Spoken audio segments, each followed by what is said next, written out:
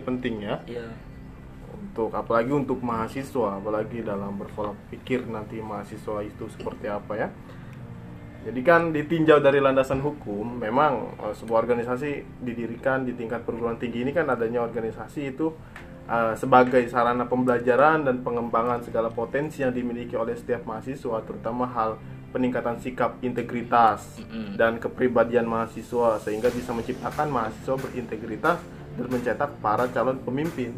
Nah, namun akhir-akhir ini nih kondisi organisasi kampus kelihatannya ini tidaklah kondusif dan harmonis, apalagi umum ya. Iya, ini untuk semua kampus, bukan hanya satu kampus atau dan sebagainya.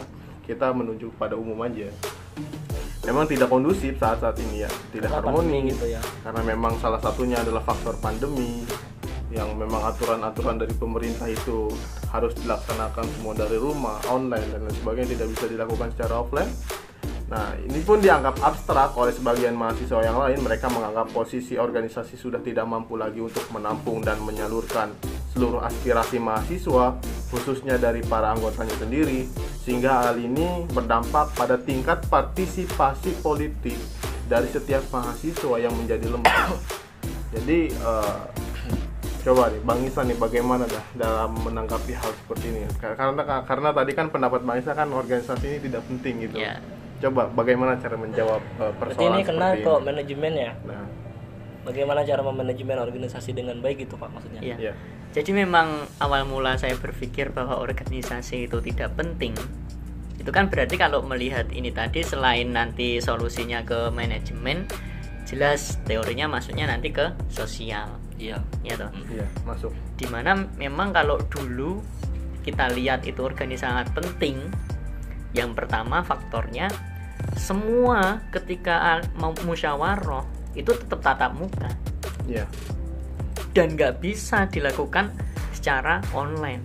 Benar-benar. Makanya dari situ kita lihat sangat pentingnya musyawarah atau organisasi itu, karena nggak ada jaringan internet untuk menyambungkan kita lewat sosial media.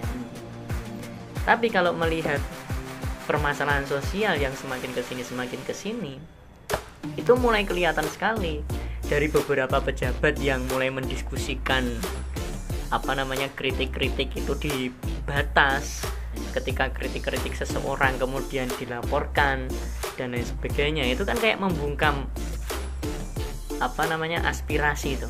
Yeah. Ketika orang berpendapat, di mana musyawarah itu harapannya biar orang itu berpendapat, tapi ketika pendapat seseorang itu ibarat kata negatif kemudian dilaporkan, nah itu kan secara tidak langsung bahwa menyimpulkan organisasi itu nggak penting gitu. Dari situ Ya. kemudian kalau melihat dari teori lagi, ada 3 komponen.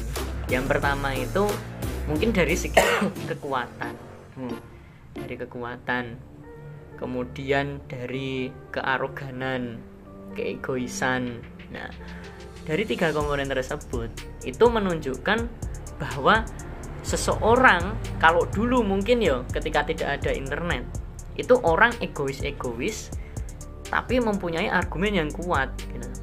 Jadi debat ya didebat di situ. Yeah. Tapi sekarang sudah mulai musyawarah online. Ya toh, musyawarah online, organisasi online, membuat acara online. Jadi ketika orang itu berpendapat, ya toh, orang yang menerima pendapat tersebut itu merasa menyeleweng, itu nggak di debat balik gitu loh, argumennya nggak dilempar, tapi justru jadi grundel, akhirnya jadi story. Iya benar. Story negatif. Iya. Iya toh.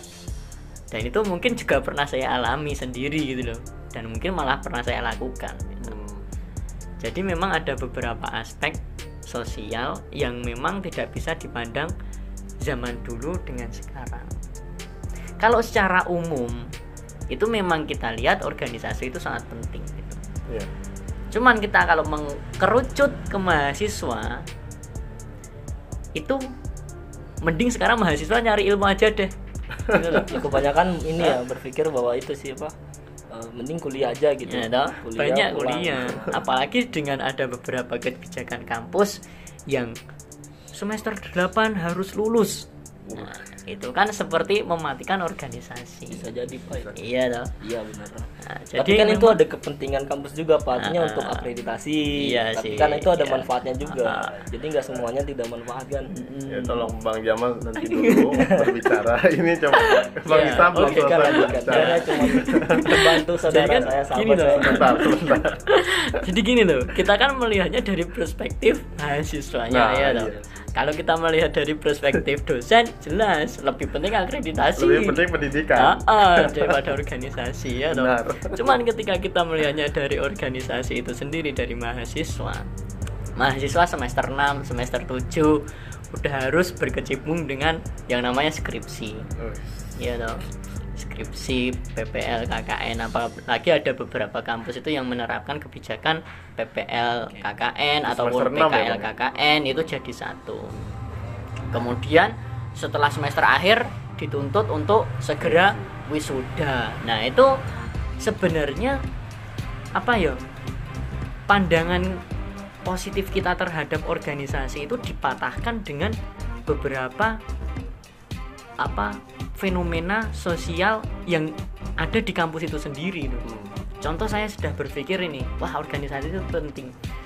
Tapi momentum-momentum seperti pembatasan dari pihak kampus lah atau dari instansi apalah itu langsung kayak menghentikan kita gitu loh, dek.